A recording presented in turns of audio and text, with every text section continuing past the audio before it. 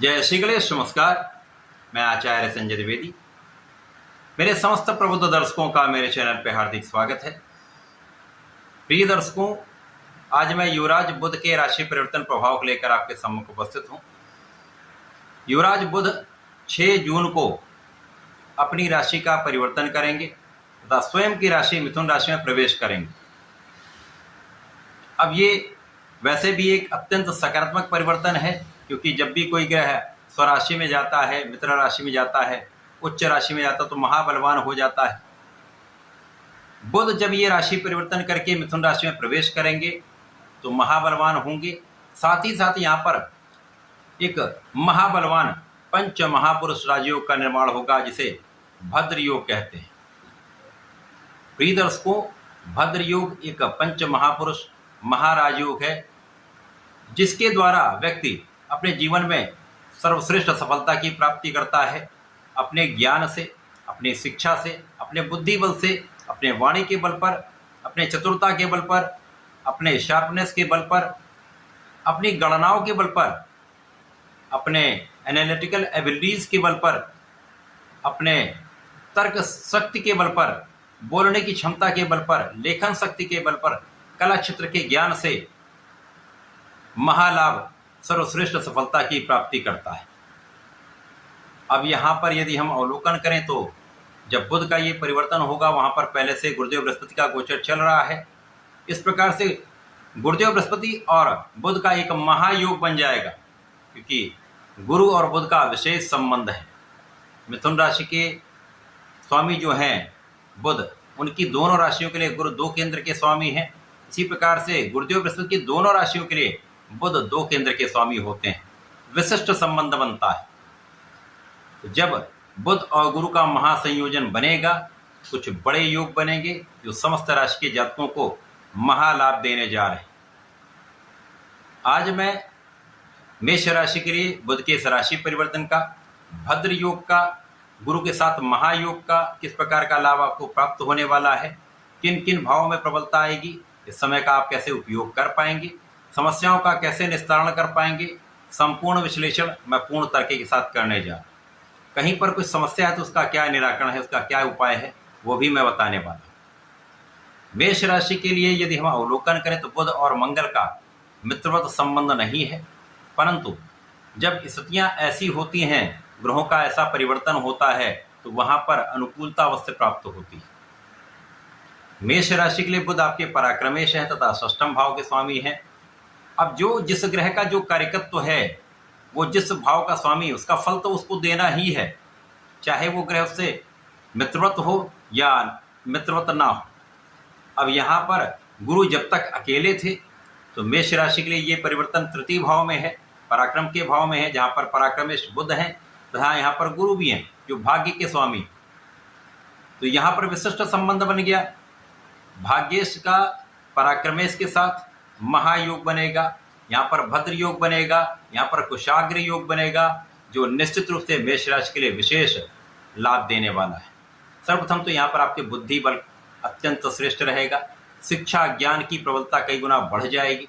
आप शिक्षा और ज्ञान का सही दिशा में उपयोग कर पाएंगे। यहाँ आपकी वाणी बहुत अच्छी रहने वाली है, आपका ज्ञान विशिष्ट रहने वाला तथा बुद्धि की चतुरता तथा वाणी की सौम्यता, वाणी की चतुराई आपके लिए विशेष लाभ देने वाली है। यहाँ आप बहुत परिश्रमी भी रहने वाले हैं। आपके परिश्रम का संपूर्ण लाभ भी आपको प्राप्त होगा। इस समय में आपके किए हुए प्रयास सफल रहेंगे। जो जातक नौकरी के लिए प्रयत्न कर रहे थे, किसी कार्य क्षेत्र में जाना चाह रहे थे, उनका ये मार्ग सुगम हो जाएगा। आपको अपने लक्ष्य की प्राप्ति होने वाली। 6 जून से बुध का जो ये गोचर काल है, गुरु के साथ जो संबंध बन रहा है, अत्यंत विशिष्टता देने वाला है, जो आपके मार्ग की समस्याओं को दूर करने वाला है। क्योंकि यहाँ पर आप ज्ञानवान भी हैं, आप धैर्यवान भी हैं, आप बुद्धिमान भी हैं, तो आप अपनी समस्याओं का निस्तारण आसानी से कर पाएंगे। साथ ही साथ यहाँ पर आप महाभाग्यशाली रहने वाले हैं, महाभाग्य का साथ मिलेगा।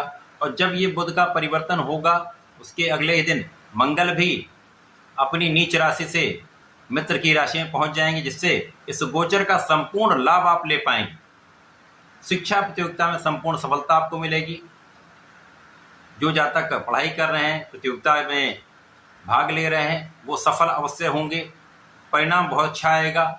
इसी प्रकार से इस समय में आपके ज्ञान और शिक्षा से आपका लाभ भी कई गुना बढ़ने वाला है। यहाँ पर संतान पक्ष भी बलवान रहेगा, संतान से आपको सुख की प्राप्ति हो रही है।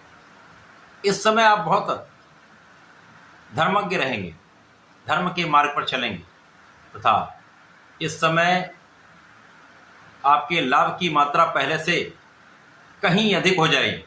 जो आप एक्सपेक्ट कर रहे थे कि मैं इतना लाभ ले सकता हूं, मेरी इतनी क्षमता है, उस क्षमता से अधिक लाभ आपको प्राप्त हो सकता है। इस समय में आपके सोचे हुए कार्य पूर्ण हो सकते हैं।